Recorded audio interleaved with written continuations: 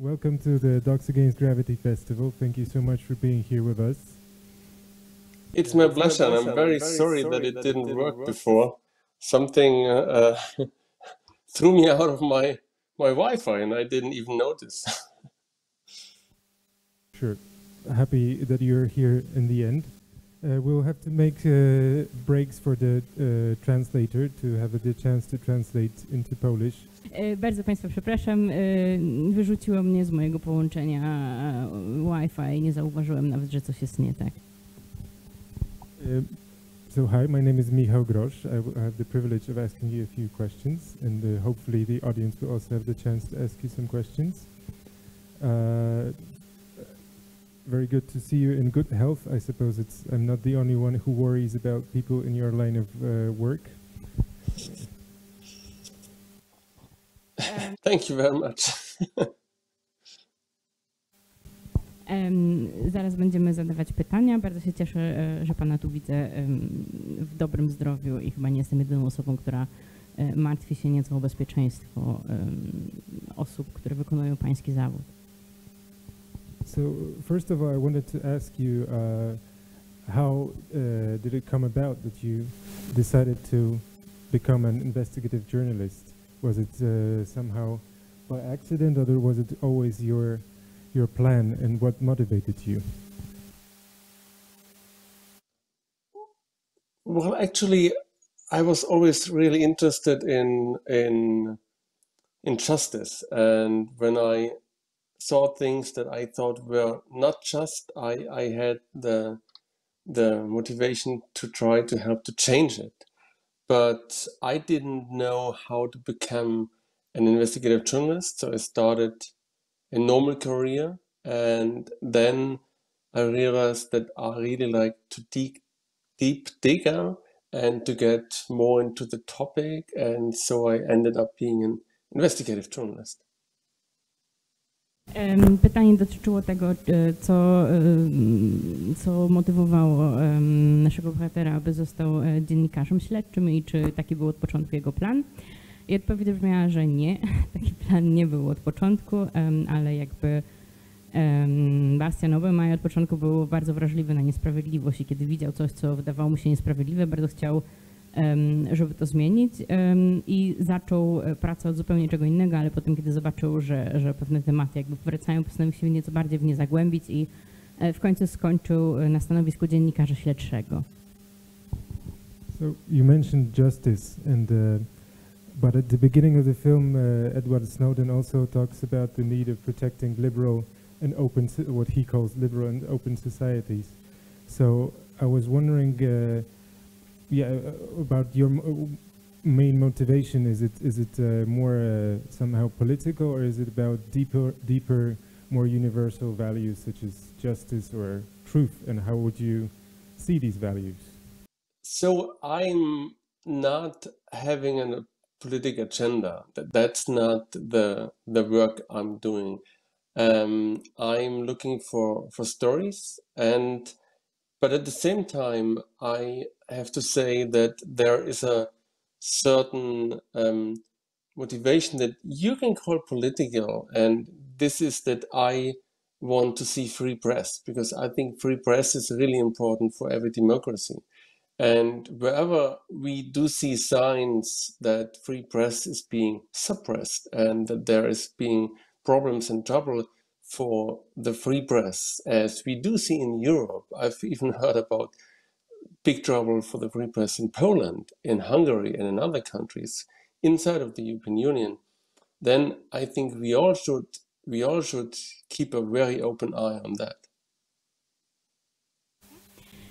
Pytanie brzmiało, czy skoro już mówiliśmy tutaj o sprawiedliwości, czy w takim razie i na początku filmu pojawia się wywiad z Edwardem Snowdenem, który mówi o tym, że wolność prasy i tego rodzaju przepływ informacji, dziennikarstwo śledcze są bardzo ważne dla zachowania otwartych, liberalnych społeczeństw. I czy podobna polityczna motywacja kieruje także Bastianem Obermayerem? I odpowiedź brzmi, że nie zapatruje się tak na to politycznie bardziej, ale bardziej rozpatruje to w kategoriach właśnie wolności prasy, która jest pewnym gwarantem różnych swobód i że kiedy się widzi, w jaki sposób prasa jest zagrożona, także w innych krajach europejskich, także w Polsce i na Węgrzech na przykład, to są to wszystko zjawiska bardzo niepokojące i że trzeba właśnie próbować jakoś z tym walczyć. I also alluded to the dangers of your work, and I think a lot of people associate courage with your job. But in the film, we can also see you and your colleagues do this extremely meticulous and thorough work on checking everything in order to stay in control, on top of the story. So I wanted to ask if do you see courage as an important component of your work, or rather meticulousness and thoroughness? I think there's certainly a number of countries where you need to be really brave to be an investigative journalist. But I have to be honest, my country, Germany, is not really one of those. I don't have to be courageous or brave to be a reporter in Germany because I'm really not in danger here. Through my work, though, I have to be careful where I'm traveling to, and I have to assess the risks now after having done a couple of investigations like the Panama Papers and others. So I think the meticulousness that you've mentioned is very important and is certainly even more important when you are living in a country where you have to be brave to be a journalist. Because if you are not paying attention, if you are behaving like a cowboy, like I have enemies and I want to, I have a war against them as journalists, then you'll be in big trouble because you're going to make mistakes and then you're going to have to pay the price for that, mostly in courts. Kolejne pytanie dotyczyło roli odwagi i roli dokładności, takiej bardziej mrówczej pracy w pracy dziennikarza śledczego. I co jest tutaj ważniejsze? Odpowiedź brzmi, że oczywiście są kraje, w których dziennikarz śledczy musi być bardzo odważny, ale raczej nie jest to przypadek Niemiec, gdzie taka odwaga w powszechnym rozumieniu tego słowa być może nie jest potrzebna. Natomiast oczywiście trzeba umieć radzić sobie z ryzykiem, umieć jakoś ocenić ryzyko.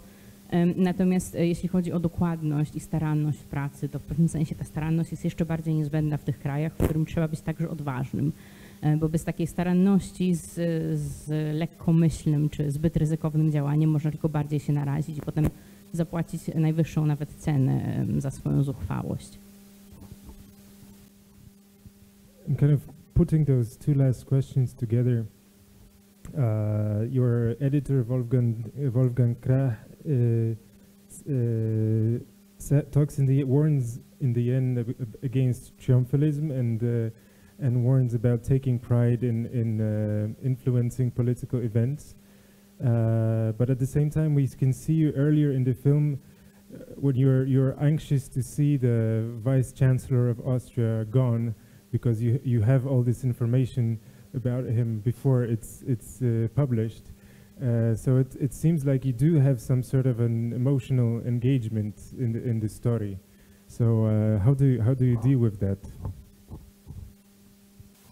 No, what I meant in this scene that you're speaking about was that I had information that I thought the people of Austria needed to know, because only then they could make an informed decision if they want to vote for him or not, or if he should stay in power or not.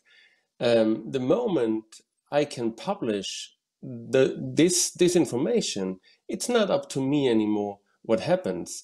So I didn't mean in this scene, in this moment, that I want him gone because of what I know about him. And then the people of Austria, they could react. And that's exactly what happened. When we published the Friday evening, I took the weekend off because I didn't even think about what would happen on the next day. And on the next day, there were mass demonstrations in Vienna, and you know the whole government exploded on the next day, and Strache had to step back, and I had to cancel my vacation. But I didn't really count on what was happening. Dotyczyło komponentu takiego bardziej emocjonalnego w pracy dziennikarza i czy Bastian Obermayer był w jakiś sposób emocjonalnie zaangażowany w to, w jaki sposób informacje, które będzie mógł opublikować i które chciał jak najszybciej opublikować, jaką odegrają rolę w rzeczywistości. I odpowiedź jest taka, że jakby chodzi tutaj o trochę coś innego, bo z jednej strony oczywiście chciał to opublikować, bo motywowało go przede wszystkim to, że uważał, że ludzie, którzy wybrali wicekanclerza Strache, mają prawo wiedzieć, jaką działalność prowadzi i żeby dokonać świadomego wyboru, czy chcą na niego znowu głosować, czy nie. Natomiast jakby to, w jaki sposób polityka sobie poradzi z ujawnieniem tych informacji, to w jaki sposób to wpłynie na rząd austriacki, było już zupełnie drugorzędne. Dlatego też na przykład, kiedy artykuł z informacjami został opublikowany w piątek wieczorem, redaktor wziął po prostu dzień wolnego i już nie zwracał za bardzo uwagi na to, co się tam dzieje i właśnie kiedy w Wiedniu rozgrywał się wielki skandal, to on po prostu miał wolne. So going to a slightly different subject, clearly you do have a reputation that gives that thanks to which whistleblowers trust you, and the John Doe came to you with the documents, with the Panama Papers, or your newspaper, and similarly the person who was in possession of the recordings of the Vice Chancellor decided to send them to you. And this is obviously this kind of reputation is obviously extremely important in your work. But could you tell us, how did you get to that point? How did you manage to build such a reputation and such trust? Oh, if I could only answer this. I think it's just piece of work by piece of work. So for the Panama Papers, I am convinced that part of why I received this leak was that I was already working in this field before, and that I had published a lot of stuff about tax havens, and I had taken part on ICIJ investigations like offshore leaks and Swiss leaks and Luxembourg leaks. And then one of the founders of the Panamanian law firm, Mossack Fonseca, where the documents of the Panama Papers were leaked from, was a German. So maybe, you know, the combination of maybe speak to a German and my previous work was enough. And then, so if you're lucky once, you're probably lucky twice, because then you get the attention of people because you have been involved in this massive scandal as the journalist, one of two journalists who broke the scoop, who broke the story, and then people turn again to you, and because then they kind of trust you because they say, okay, he broke the Panama Papers, maybe we give him another story, and this is like an upwards spiral that helps you with every story that you handle in a good way, but you know, if you're doing one mistake, it's going downwards very fast. So if one of your sources would become public with you because you make a mistake, you lose this reputation very fast.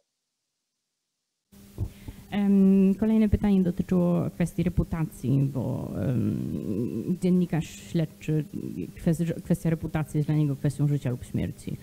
Bez odpowiedniej reputacji i bez zaufania, jakie wzbudza, nie będzie miał żadnych nowych informacji, tak jak Sebastianowi Obermayerowi udało się otrzymać informacje o sprawie, która jest tematem filmu, albo o papierach panamskich. I konkretnie jak się udaje taką reputację zyskać. Odpowiedź jest taka, że gdyby to było takie łatwe do powiedzenia, to sam chciałby wiedzieć. Bo najprościej chyba uznać, że chodzi o taką przykłady kolejnych prac wykonywanych i kolejnych publikacji, które razem składają się na jakieś odpowiednie wrażenie. I w przypadku papierów panamskich chodziło także o to, że Bastian Obermayer zajmował się faktycznie tą tematyką, także tematyką wyprowadzania pieniędzy, czy tematyką jakichś machlojek podatkowych i w pewnym momencie dziennikarze, którzy pracowali nad tym tematem, zauważyli, że pojawia się w niej też wątek niemiecki i wtedy, ponieważ był już taki dziennikarz, który zajmował się podobną tematyką, to jakby to połączenie wystarczyło, żeby zaprosić go do współpracy. Natomiast istnieje tu oczywiście też taki problem, że w momencie, gdy zrobi się jakiś błąd, gdy popełni się błąd, to cała ta z trudem zdobyta, z trudem zbudowana reputacja zawala się jak domek z kart w ułamku sekundy. Także błąd jest tym, czego najbardziej trzeba unikać. So I'll just ask you one last question before we go on with the audience's question. I wonder, how do you see the future of investigative journalism? Because this is a landscape that has been changing a lot and very fast with data journalism, as in the case of Panama Papers, when there's a huge amount of data that is impossible to process by a single journalist or even a single media outlet. And then also the kind of amateur investigators and the open source intelligence, like Bellingcat, like the group who investigated the poisoning of Alexei Navalny. So how do you see all these trends developing, and do you think the kind of citizen journalism and open source intelligence is something in opposition to, or something that will take over the space, or do you think that the big media outlets and open source intelligence are somehow complementary? I mean, if you look at what the video department of the New York Times is doing, it's exactly this. They are using a lot of open source intelligence for their story, for their visual investigations. I think that's how they call it. So I think the open source investigations are a very vital and very important part of journalism. And a lot of what Bellingcat is doing, I really admire a lot, because they are doing fantastic work in many instances, and they are doing it very transparent, so that you can follow, the process, and you do understand, and it's not, coming from the heaven, and you can believe it or you can let it be. So, but said that, I think that the investigative journalism is going to be more important than ever in the next years, because all the parties from the extreme right to the extreme left have known how important and how practical fake news can be, and the technical innovations are a huge problem for fake news, because you can fake whole situations, whole videos. That was our problem with the Ibiza affairs, and it's gonna be an atmosphere where people don't believe your story just because you are from the media. You have to give them more to make them believe your story, and that's hard, but that's our job. Pytanie dotyczyło przyszłości dziennikarstwa śledczego, bo z jednej strony widać na przykładzie takich spraw jak papiery panamskie, widać, że bez analizy ogromnej ilości danych, której nie jest w stanie przeprowadzić jeden dziennikarz, nie da się z tych danych wyciągnąć jakichkolwiek wniosków, które będą użyteczne. A z drugiej strony widać też w akcji taki open source dziennikarstwo, które opiera się, czy informacje open source, które się opierają właśnie na zbieranych przez obywateli czy aktywistów różnego rodzaju informacjach, jak na przykład Bellingcat. Więc czy będzie teraz tak, że potrzeba dokonywania analiz danych na dużą skalę w jakiś sposób wyprze tych aktywistów i obywateli, którzy sami się angażują, czy raczej nie?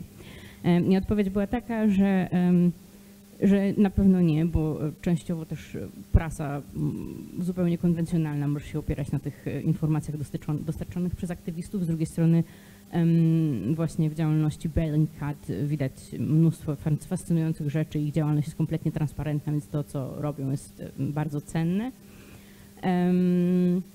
A potem, że jakby dziennikarstwo śledcze będzie musiało poddać się wielkiej próbie, ale z drugiej strony jest coraz bardziej potrzebne, bo wszelkiego rodzaju ekstremizmy polityczne od prawej do lewej strony doskonale rozumieją, jak bardzo użyteczne są dla nich fake newsy, a z drugiej strony postęp technologiczny oznacza, że te fake newsy mogą być coraz bardziej skomplikowane. Można fałszować już od zera zupełnie całe zdjęcia, można nagrywać fałszywe filmy wideo, dlatego właśnie rolą dziennikarstwa śledczego mogłoby tu być powstrzymywanie takiej lawiny kłamstwa przed przekonywaniem ludzi.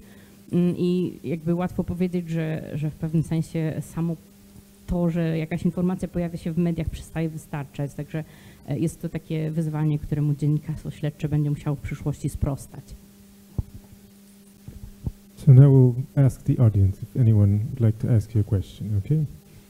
Czy ktoś z Państwa chciałby? O, już sporo.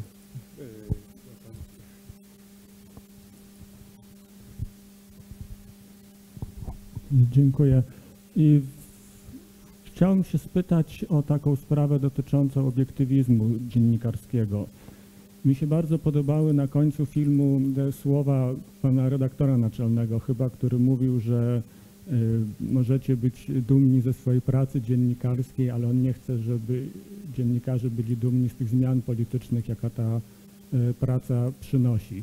I mi się trochę wydaje, że to jest taki być może przywilej redakcji w kraju demokratycznym, bo na przykład w sytuacji takiej, jaką mamy obecnie w Polsce, gdzie władza, rząd, system polityczny usuwa kolejne elementy systemu demokratycznego, przeprowadza, nie wiem, atak na wolną prasę, atak na mniejszości, to ten interes społeczny, który reprezentują dziennikarze, być może właśnie w takiej sytuacji coraz bardziej zaczyna polegać na zmianie tego systemu politycznego.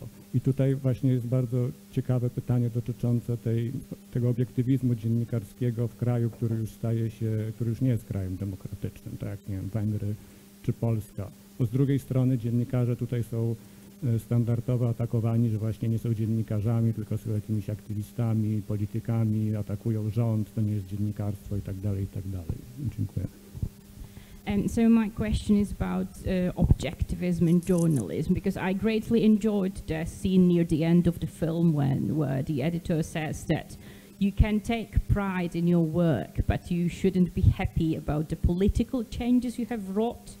So this is not your aim to somehow affect the political system, but does it still remain true equally in a country that is slowly moving towards an authoritarian system like Poland, where you can see the government constantly attacking democracy, trying to dismantle it, attacking minorities and the free press? Would you say, and on the other hand, the government is also criticizing journalists for being more activists than journalists. So how would you grapple with that? So I think we both live in countries where we all agree that we want to live in a liberal democracy. And this is the system that I'm very much ready to defend. So when I say that I'm not having a political agenda, I wanted to state that I'm neither on the right or on the left side while I'm working, but I'm absolutely convinced that I want to live in a democracy where all people have the same rights, where women are not discriminated against and Black people are not discriminated against, and you know, not by race, not by religion, and so on.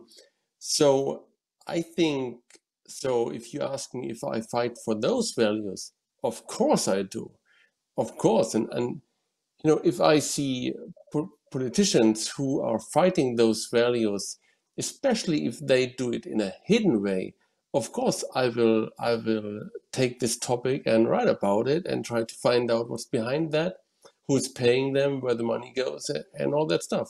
And just by doing my work.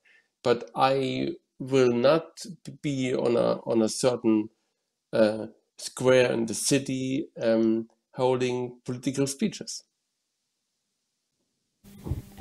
Więc jeśli chodzi o taką apolityczność, którą miałem na myśli, to chodziło mi raczej o to, że nie popieram za bardzo jakiejś konkretnej prawicowej ani lewicowej partii, natomiast jestem zainwestowany w liberalną demokrację i uważam, że reprezentuje ona wartości, których należy bronić i że prawa kobiet, prawa mniejszości, czy wolność religii, wolność, czy brak dyskryminacji dla ludzi o określonej orientacji seksualnej są wartościami, których jako dziennikarz, który uważa się za osobę bez jakiegoś zaangażowania politycznego, powinien i musi bronić i sam też bym tak robił.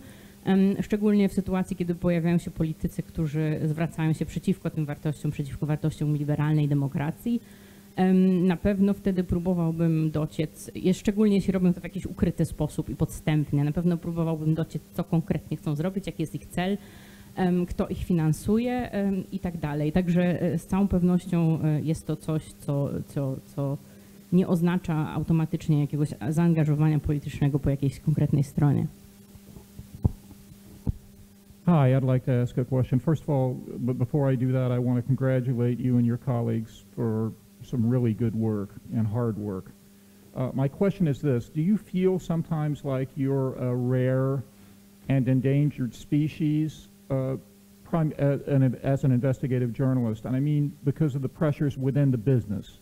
We've seen downsizing, both in the number of media outlets and the journalists working there, and we see lots of economic pressures, and we know that investigative journalism is often not very popular. It's not popular because it scares off advertisers. It's not popular because it often endangers access to policymakers, and it's expensive. And you can see that a number of media outlets has actually gotten rid of their investigative operations. So is this something that you're worried about, that the internal commercial pressures within the business are going to make teams like yours even more rare?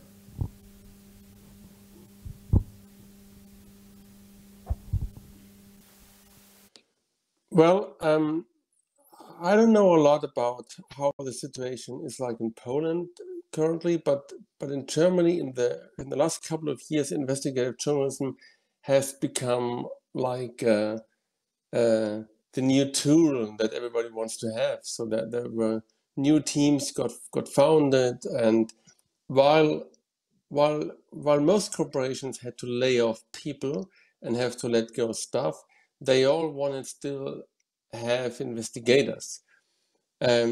So I think that's mainly because of marketing reasons, because people do like investigations. Actually, they like the imagination that they are paying for a medium that's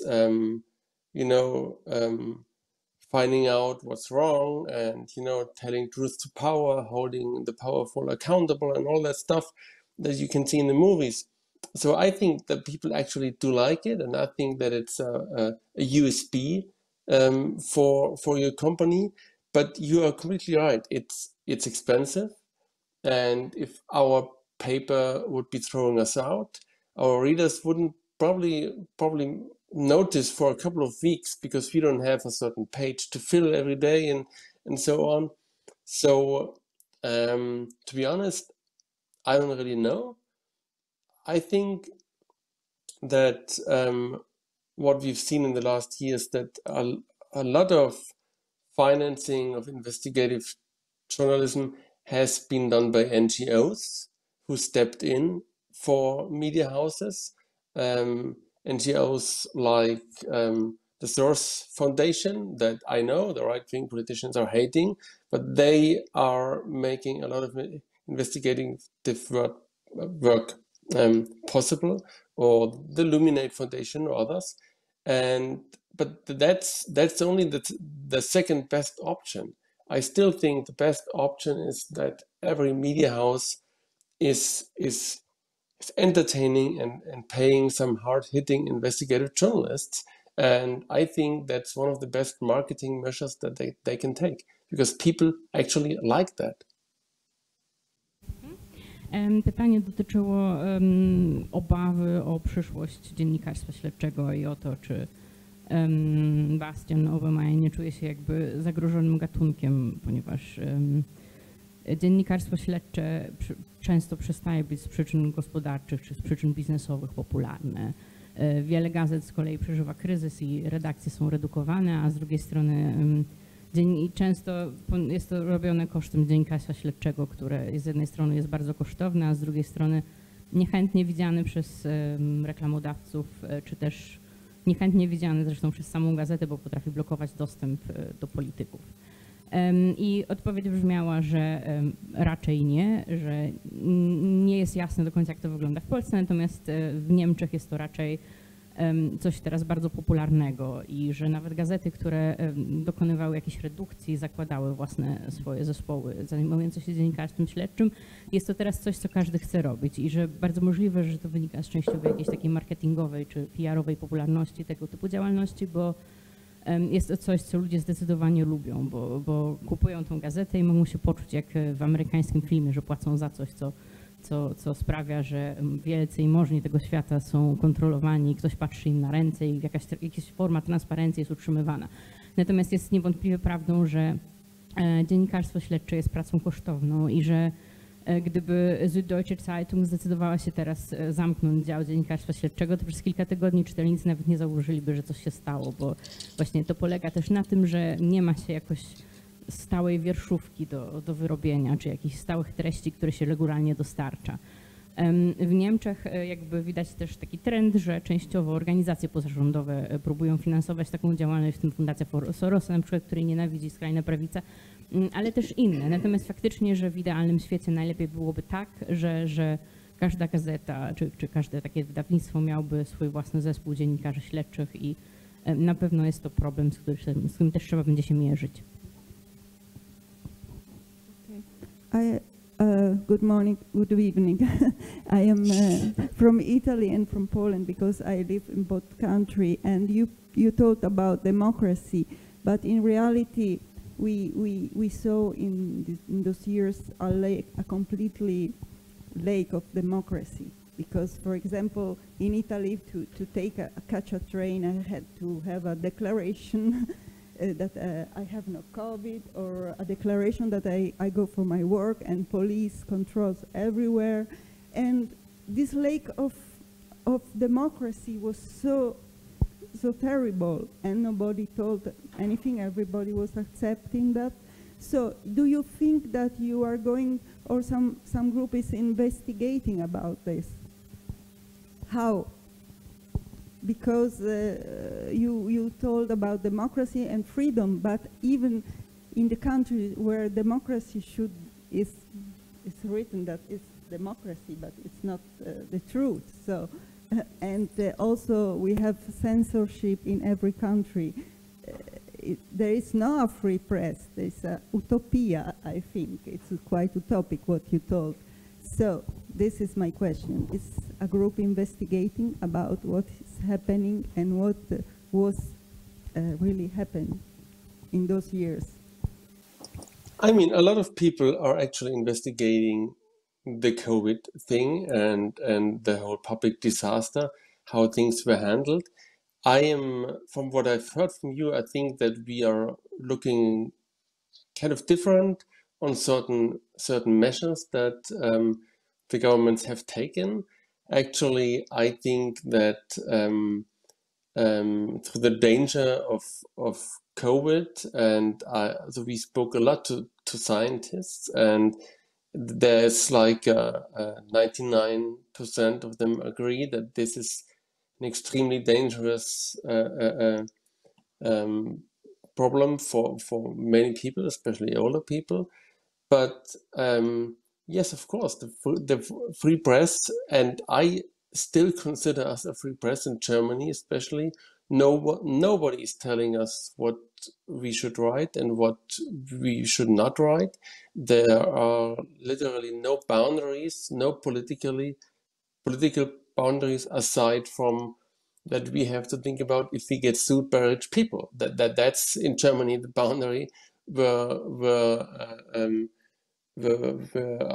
we are bound by, and that's also okay because there are laws for everyone in the room, and also for journalists, and we have to stick by those. So we have lawyers who guide us the way. So no, I'm completely convinced that we do have a free press, and we have many informants in the government also, and we did many very critical stories on how the government handled the COVID crisis, by the way. For example, in Germany, and the European Union as a whole has not been very well in buying the vaccines. I think they've done a terrible job there. And we pointed to this, but I don't think that the whole pandemic is a hoax and not true, but I think this is just scientific facts, and I'm happy. I would be happier if you needed 3G measures to board on a train in Germany, because this is the only way I can protect my kids who have no vaccine. Pytanie dotyczyło środków powziętych przez rząd, między innymi Włoch, aby chronić obywateli przed pandemią i tego, że trzeba pokazywać dowód szczepienia, kiedy na przykład wsiada się do pociągu i że ma to świadczyć o końcu demokracji, jednocześnie to, że się nie mówi o tym w mediach. I odpowiedź brzmiała, że w takim razie różnimy się fundamentalnie w poglądzie na pandemię i w poglądzie na środki, ich sensowność bądź skuteczność i że należy powiedzieć, że w Niemczech przynajmniej z całą pewnością istnieje wolna prasa. Nie jest tak, że ktokolwiek mówi dziennikarzom, co mają pisać, albo że w jakikolwiek sposób zabrania im, co mają pisać. Chociaż oczywiście wszystko musi działać w granicach prawa, to znaczy, że nie wolno między innymi publikować oszczerstw i wszystko sprawdzają prawnicy, ale jest to uczciwe postawienie sprawy i nie ogranicza w jakiś sposób wolności prasy. Natomiast jeśli chodzi o samą pandemię, czy jakiś jej przebieg i przebieg sposobów radzenia sobie z nią, to oczywiście jest dużo do krytykowania w tym, co robią rządy. W przypadku Niemiec program zakupu szczepionek jest takim tematem, w który jest bardzo dużo do powiedzenia na temat tego, że rząd nie zrobił tego po prostu dobrze. Natomiast pandemia z całą pewnością nie jest żadnym spiskiem i istnieje naprawdę i najlepiej byłoby faktycznie wprowadzić podobne środki jak we Włoszech w samolotach w Niemczech, bo tylko wtedy dzieci, które jeszcze nie mogą w Niemczech zostać zaszczepione, byłyby w jakiś sposób chronione przed zakażeniem. Jednocześnie oczywiście tutaj chodzi o konsensus naukowców, z których ogromna większość, około 99% mówi, że koronawirus jest faktycznie zagrożeniem, szczególnie dla starszych obywateli i jakby trzeba w jakiś sposób z nim walczyć. Thank you very much, Bastian. We need to finish to free the room for the... No, bardzo mi przykro, niestety musimy zwolnić salę już na kolejny seans. Także bardzo dziękujemy Państwu za spotkanie. Bastian, thank you so much for being here with us, and good night. Thanks so much. It was my pleasure, and I have to say sorry again for the problems in the beginning. Have a good night.